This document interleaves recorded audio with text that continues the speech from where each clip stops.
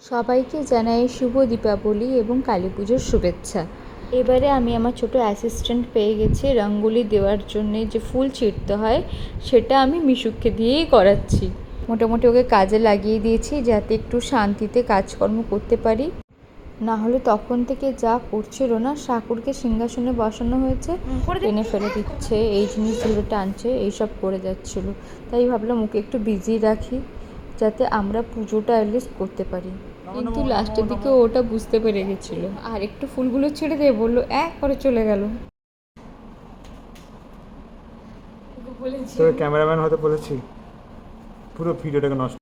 মিশু ঘুমিয়ে যাওয়ার পরে বাকি রঙ্গোলিটা আমি আর রাজ মিলে করেছি, তবে জানি না এটাও কতক্ষণ ঠিক থাকবে।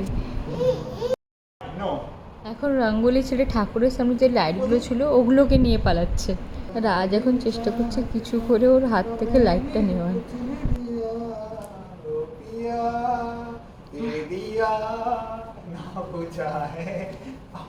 সে রাজকে বুদ্ধ বানিয়ে লাইটটা নিয়ে বন্ধ করে দিল।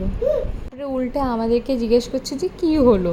কালী পুজোর দিন একটু বোম না ফাটালে ভালো লাগে না, তবে মিশুকের সাথে এটা আমাদের সেকেন্ড দিওয়ালি।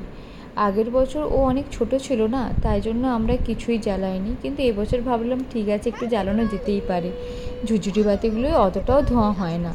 তো এটা ফার্স্ট টাইম ছিল মিশুকে ঝুরঝুরি বাতি জ্বালানো। ভেবেছিলাম ও অনেক ভয় পাবে, হয়তো কান্নাকাটি না করে, কিন্তু না, ও উল্টে যা স্পিডে ঝুরঝুরি বাতি ঘোরাচ্ছিল না, আমারই ভয় লেগে যাচ্ছিলো। আমি ভাবলাম একটু ডান্স করে একটা রিলস বানাই, দিতে গরম মোমবাতি হাতে তুলে নিয়েছি, ফট করে হাতে কি লাগলো জোরে বাবারে। আর এই যে আমার লজ্জাবতী লতা, একটা ফটো তুলবো বলেছি, গাছের পাতাগুলোকে ছিঁড়ে মুখে ঢাকা দিচ্ছে।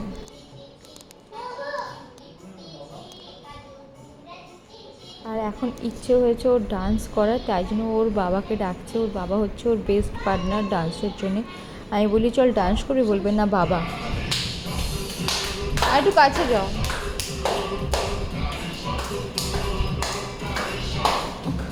এইভাবেই আমরা এবছর দীপাবলি সেলিব্রেট করলাম।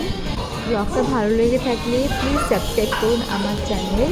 দেখা হচ্ছে নেক্সট ব্লগে। সবাই সুস্থ থাকবেন, ভালো থাকবেন, বাই বাই।